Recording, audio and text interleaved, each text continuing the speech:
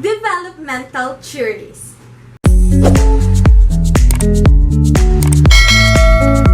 Hey guys! Welcome back to my channel. This is me again, Teacher Pauline, and today I will be enumerating the different developmental theories. Theories of development provide a framework for thinking about human growth and learning. But why do we study development? What can we learn from psychological theories of development? If you have ever wondered about what motivates human thought and behavior, understanding these theories can provide useful insight into individuals and society. Child development that occurs from birth to adulthood was largely ignored throughout much of human history. Children were often viewed simply as small versions of adults, and little attention was paid to the many advances in cognitive abilities, language uses, and physical growth that occurred during childhood and adolescence. Interest in the field of child development finally began to emerge early in the 20th century, but intended to focus on abnormal behavior. Eventually, researchers became increasingly interested in other topics including typical child development as well as the influences of development. Why is it important to study how children grow, learn, and change?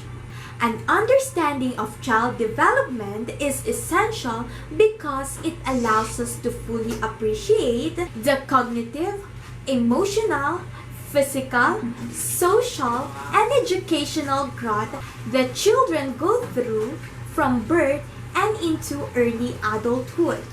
Some of the major theories of child development are known as grand theories.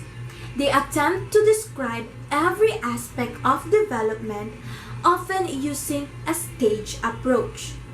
Others are known as mini theories. They instead focus only on a fairly limited aspect of development, such as cognitive or social growth. There are many child developmental theories that have been proposed by theorists and researchers. More recent theories outline the developmental stages of children and the typical ages at which these growth milestones occur. Freud's psychosexual developmental theory. Psychoanalytic theory originated with the work of Sigmund Freud. Through his clinical work with patients suffering from mental illness, Freud came to believe that childhood experiences and unconscious desires influence behavior. According to Freud, conflicts that occur during each of these stages can have a lifelong influence on personality and behavior. Freud proposed one of the best-known grand theories of child development. According to Freud's psychosexual theory, child development occurs in a series of stages focuses on different pleasure areas of the body. During each stage, the child encounters conflicts that play a significant role in the course of development. His theory suggested that the energy of the libido was focused on different erogenous zones at specific stages. Failure to progress through a stage can result in fixation at that point in development, which Freud believed could have an influence on adult behavior. So what happens as children complete each stage? And what might result if a child does poorly during a particular point in development? Successfully completing each stage leads to the development of a healthy adult personality. Failing to resolve the conflicts of a particular stage can result in fixations that can then have an influence on adult behavior. While some other child development theories suggest that personality continues to change and grow over the entire lifetime, Freud believed that it was early experiences that played the greatest role in shaping development. According to Freud, personality is largely set in stone by the age of 5. Erickson's psychosocial developmental theory. Psychoanalytic theory was an enormously influential force during the first half of the 20th century. Those inspired and influenced by Freud went to expand upon Freud's ideas and development theories of their own. Of these neo-Freudians, Erik Erikson's ideas have become perhaps the best known. Erikson's 8-stage theory of psychosocial development describes growth and change throughout life, focusing on social interaction and conflicts that arise during different stages of development. While Erikson's theory of psychosocial development shared some similarities with Freud's, it is dramatically different in many ways. Rather than focusing on sexual interest as a driving force in development, Erikson believed that social interaction and experience played decisive roles. His 8-stage theory of human development described this process from infancy through death. During each stage, people are faced with a developmental conflict that impacts later functioning and further growth. Unlike many other developmental theories, Erik Erikson's psychosocial theory focuses on development across the entire lifespan. At each stage, children and adults face a developmental crisis that serves as a major turning point. Successfully managing the challenges of each stage leads to the emergence of a lifelong psychological virtue. Behavioral child development theories. During the first half of the 20th century, a new school of thought known as behaviorism rose to become a dominant force within psychology. Behaviorists believed that psychology needed to focus only on observable and quantifiable behaviors in order to become a more scientific discipline. According to the behavioral perspective, all human behavior can be described in terms of environmental influences. Some behaviorists, such as John B. Watson and B. F. Skinner, insisted that learning occurs purely through process of association and reinforcement. Behavioral theories of child development focus on how environmental interaction influences behavior and is based on the theories of theorists such as John B. Watson, Ivan Pavlov, and B. F. Skinner. These theories deal only with observable behaviors. Development is considered a reaction to rewards, punishments, stimuli, and reinforcements. This theory differs considerably from other child development theories because it gives no consideration to internal thoughts or feelings. Instead, it focuses purely on how experience shapes who we are. Two important types of learning that emerge from this approach to development are classical conditioning and operant conditioning. Classical conditioning involves learning by pairing a naturally occurring stimulus with a previously neutral stimulus. Operant conditioning utilizes reinforcement and punishment to modify behaviors. Piaget's cognitive developmental theory. Cognitive theory is concerned with the development of a person's thought processes. It also looks at how these thought processes influence how we understand and interact with the world. Theorist Jean Piaget proposed one of the most influential theories of cognitive development. Piaget proposed an idea that seems obvious now, but helped revolutionize how we think about child development. Children think differently than adults.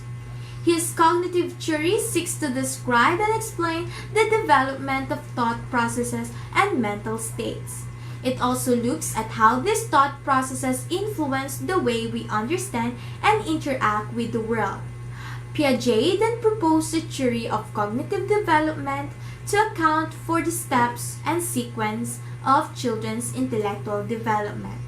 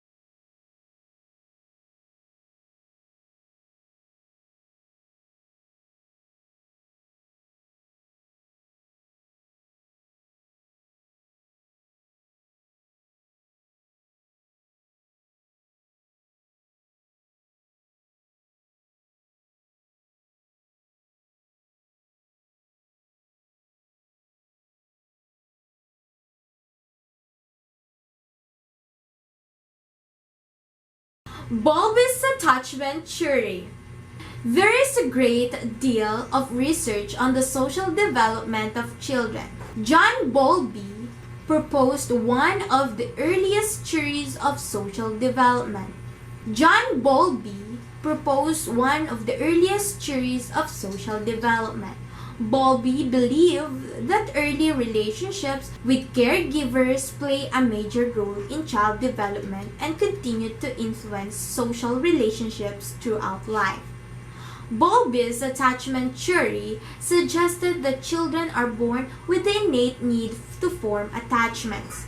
Such attachments aid in survival by ensuring that the child receives care and protection. Not only that, but these attachments are characterized by clear behavioral and motivational patterns. In other words, both children and caregivers engage in behaviors designed to ensure proximity. Children strive to stay close and connected to their caregivers, who in turn provide a safe haven and a secure base for exploration. Researchers have also expanded upon Bowlby's original work and have suggested that a number of different attachment styles exist. Children who receive consistent support and care are more likely to develop a secure attachment style, while those who receive less reliable care may develop an ambivalent, avoidant, or disorganized style. Bandura's social learning theory. Social learning theory is based on the work of psychologist Albert Bandura. Bandura believed that the conditioning and reinforcement process could not sufficiently explain all of human learning. For example, how can the conditioning process account for learned behaviors that have not been reinforced through classical conditioning or operant conditioning? According to social learning theory, behaviors can also be learned through observation and modeling.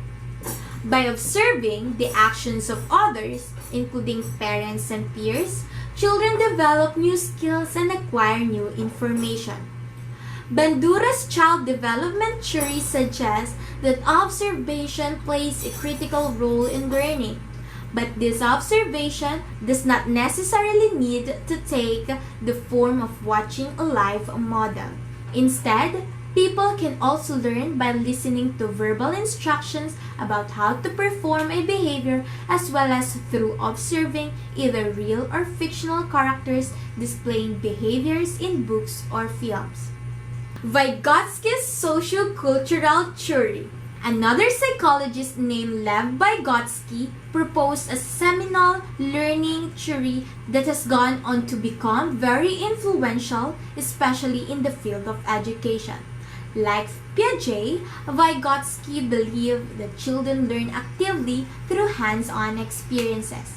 His sociocultural theory also suggested that parents, caregivers, peers, and the culture at large were responsible for developing higher order functions. In Vygotsky's view, learning is an inherently social process.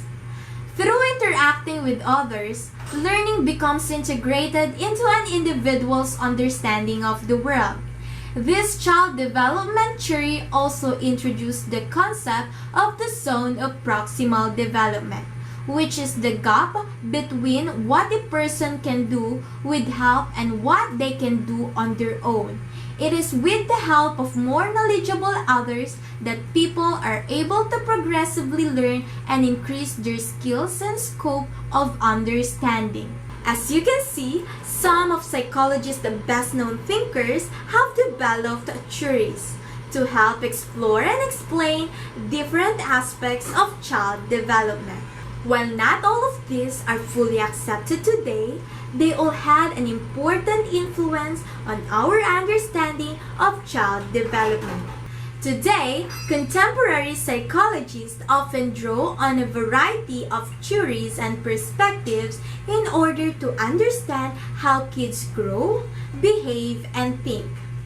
These theories represent just a few of the different ways of thinking about child development.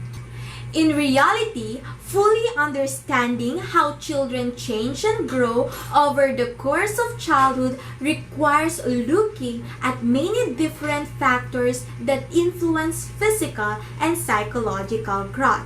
Genes, the environment, and the interaction between these two forces determine how kids grow physically as well as mentally. Thank you for listening. For more related videos about this topic, don't forget to subscribe to my channel. Bye!